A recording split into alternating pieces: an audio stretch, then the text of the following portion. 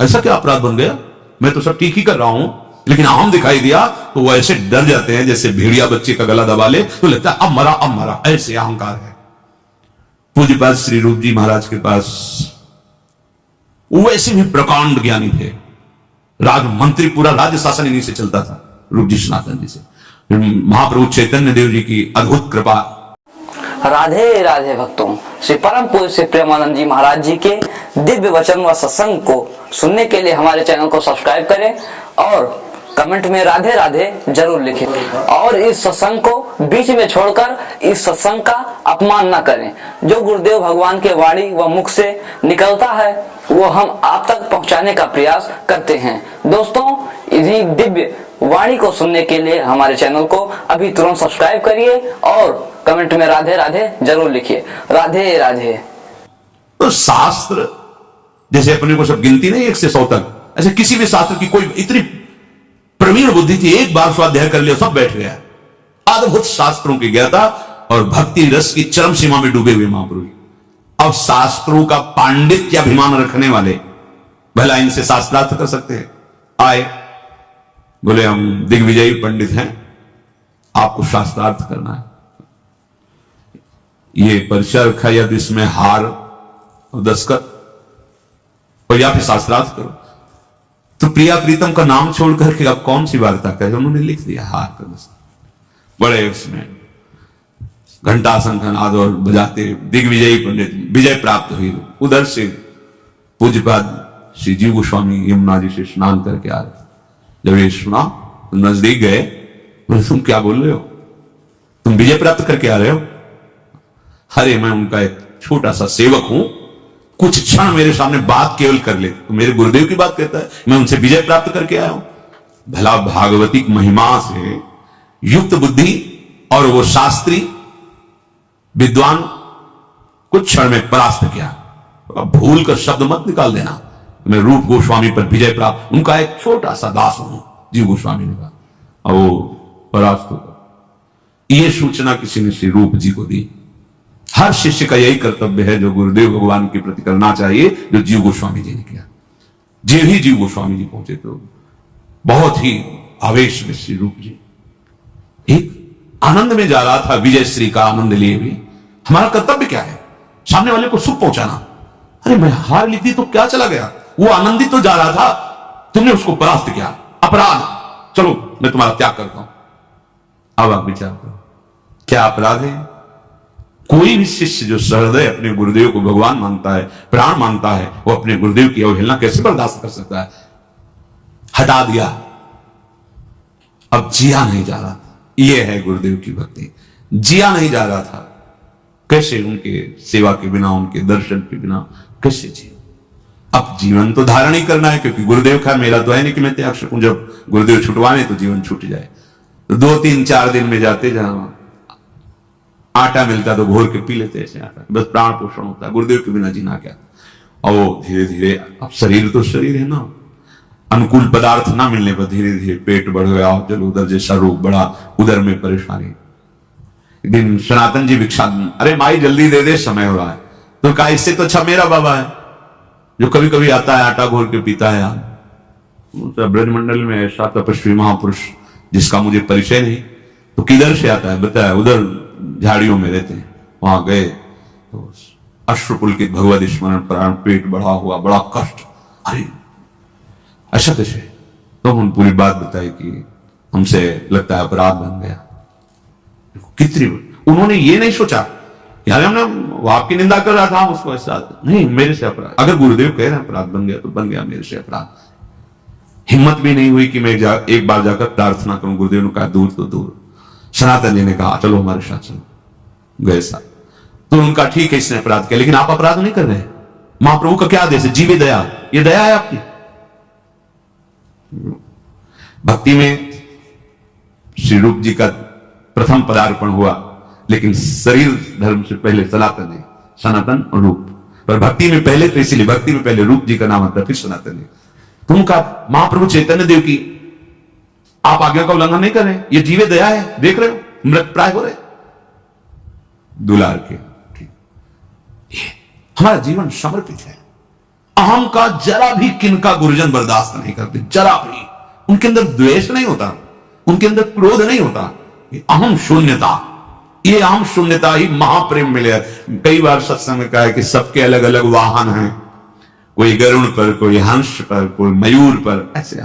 लेकिन हमारी लाडली जू का वाहन दैन्यता है। इसीलिए प्रीति की रीति रंगीन हुई जाने, यद्यपि शकल लोक चूड़ामणि, पर दीन अपन को माने। हम लाडली जू के गुरुदेव के प्रताप से जैसे भी हैं, चरण आश्रित हैं। आप सब जो भी हमारी श्री लाडली जू के शरणागत हैं, तो हमारे हृदय में ये नहीं बर्दाश्त हो पाएगा कि थोड़ा भी आप में अहम है। जहां दिखेगा आप बहुत सही चल रहे हो, बहुत अच्छे चल रहे हो, दूसरों से बताओगे आपकी प्रशंसा होगी, लेकिन यहां आपका वो अहम नष्ट किया जाएगा। अगर उसे बर्दाश्त कर गए तो अमोघस्य, इसलिए लिखा मां संगस्त दुर्लभो दुर्गमो अमोघस्य। आपको लगता है कोई हम कार्य करे हमें शाबाशी मिले, आप करते तो शाबाशी मिलती। मेरी प्रिया जो ने करा है तो जय श्री राधे बोलना है, हमको भी मिलके और आपको भी मिलके। शाबाशी की क्या जरूरत है? यंत्र को बोले बहुत अच्छा माइक चल रहा है, शाबाश शाबाश, इसको बोले, इसको शाबाश बोले, तू बहुत बढ़िया बोल रहा है, बोल पाएगा? नहीं बोल पाएगा। ऐसे यहां मूकम करोति वाचालम पंगुम लंघयते गिरिम यत् कृपातम हम वंदे परमानंद माधव। समझो, श्रीपाद कह रहे श्रुत सुहृदांधवान विद्धि बंधान, ये तुम्हें अंधा बना देंगे। कौन? मोह संबंध। और जहां से काम बन रहा है, कितना प्रेम है तुम्हें शरीर में, कितना प्रेम है शरीर संबंधियों में, और कितना प्रेम है इष्ट और गुरु में। आप अपने में देख लीजिए। कष्टम मिष्टान्न पानादिषु भज वसनादि ज्वलत्वे त्रपेदाहा। हे भाई, जब तुम्हें अच्छे अच्छे पदार्थ पाने की लालसा जगे तो तुम्हारे हृदय में जलन पैदा होनी चाहिए। ये क्या खाते चले गए, पूरा जीवन हो गया, फिर भी आज देखो इंद्रियों की दुष्टता देखो। माता देवहूति जी भगवान कपिल देव जी से कह रहे, भगवान मैं इन दुष्ट इंद्रियों को भोग देते देते ऊब गई हूं, प्रभु अब संभाल लो। ये दुष्ट इंद्रियां कभी नहीं तृप्त हो सकती, रोज ऐसी चटनी, ऐसा ये, ऐसा वो, ऐसा। प्रभु के नाम जपने में वो स्वाद नहीं आता, प्रभु का मंत्र जपने में वो स्वाद नहीं। धिक्कार है रस इंद्रिय को। कष्टम मिष्टान्न पानादिषु, अच्छे अच्छे पदार्थ खान पान की जब लालसा रसेंद्रिय में हो, तो आपको जलन होनी चाहिए। बहुत ही परमार्थ बड़ा सूक्ष्म विषय है। ये तुम इंद्रियों की मौज को अपनी मौज मान रहे हो, तो इंद्रियों की मौज तुम्हें बार बार पुनरपि जननम पुनरपि मरणम का दंड देगी, तुम्हें उसका परिणाम नहीं दिखाई दे। तुम अपनी मौज में आओ। तुम्हारी जो मौज है वो स्वात्मानंद है, भगवदानंद है। तुम देह इंद्रियों के भोग में क्यों मौज मना रहे हो? वो तुम्हारा विषय ही नहीं है। अज्ञान से तुम उसे अपना विषय मानकर फंसते चले जा रहे हो। सर्वेशाम शिष्य भृत्यादि वदति विनितोध्यासस्व वृंदावनम भो। कह रहे इसलिए देखो, तुम कांप उठो इस बात से कि कहीं किसी रसेंद्री का भोग, जनेन्द्री का भोग या कोई शरीर संबंध ऐसा आगे ना आ जाए जो मुझे धाम से विलग कर दे। कर देता है, कर दिया। बहुत बस ये समझ में नहीं आता। जैसे दिखा एक गया गया गया, उसको नहीं समझ में आ रहा, और जब गया तब अरे पहले से चला जाएगा, मुझे पता है फिसलन है। वो कह रहा बहुत सुदृढ़ भूमि है, कैसे फिसल सकता हूं? नहीं अभी निकला है, गया। ये माया के फिसलन। गुरुजन दूर से देख के बता रहे, ये कदम मत रखना, भूल ही न दे, भूल कर पग मत रख देना, फिसल जाएगा। तभी कहा गया कि चाहे शिव विरंच सम होई गुरु बिनु भव नहीं देता। एक कदम मत रखना, उनको दिखाई दे। तुम्हें लग रहा है कि इतना सुख का ये रास्ता है और ये हमको रोक रहे हैं, इसलिए इन्हीं को छोड़ो, ये सुख का मार्ग पकड़ो। गया शिष्य कैसे? भृत्यादि दास की तरह। गुरुजनों के जब चरणों की शरणागति ली जाती है तो बिका हुआ जीवन होना चाहिए। जैसे रूप लाल हित हाथ बिकानी, तो निधि पाई मन मांगी। गुरुदेव का तो भाव का ही तो संबंध है ना। आप जितना भाव देते जाओगे उतनी आपकी कीमत बढ़ती चली जाएगी। और जब भृत्य कह रहे सर्वेशाम शिष्य भृत्यादि वदति विनितोध्यासस्व वृंदावनम।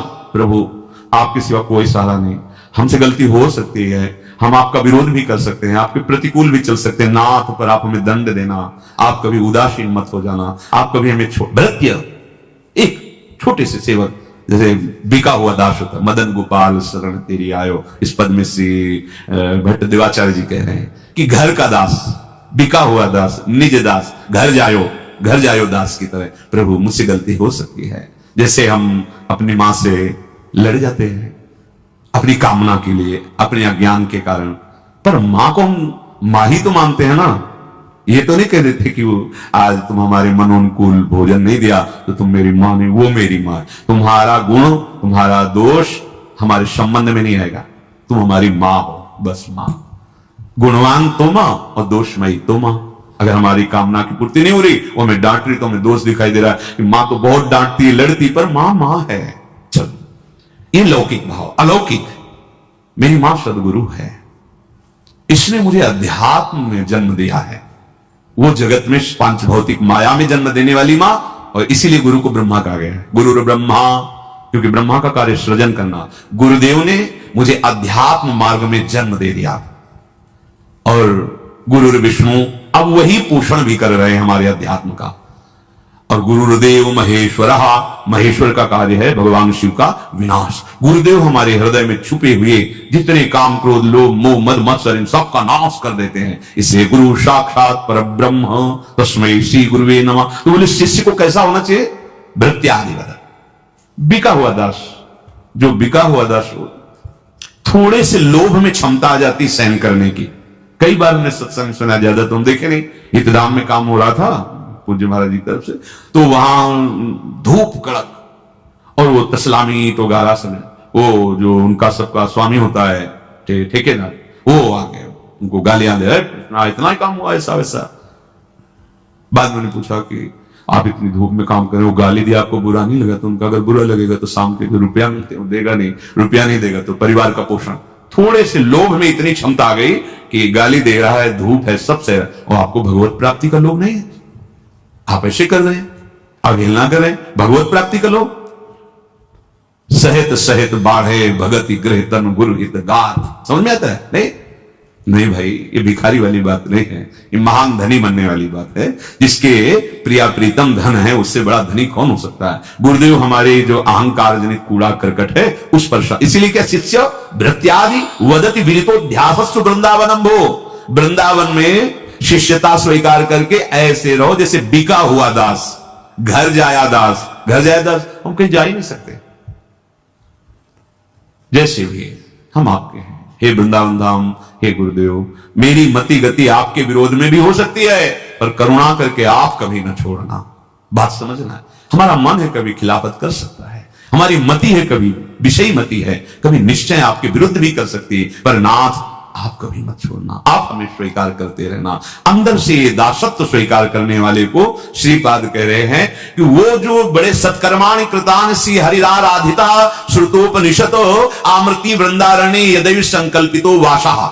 जो ऐसा संकल्प लेकर के, बिका हुआ मैं दास श्री प्रियालाल का, गुरुदेव का, आजीवन वृंदावन में ही रहूंगा, चाहे जैसी परिस्थिति आवे मैं यही प्राण त्यागूंगा, तो समस्त सत्कर्मों का फल, समस्त हरि आराधना का फल, समस्त वेदांत श्रवण का फल उसे प्राप्त हो गया केवल वृंदावन वास मात्र से।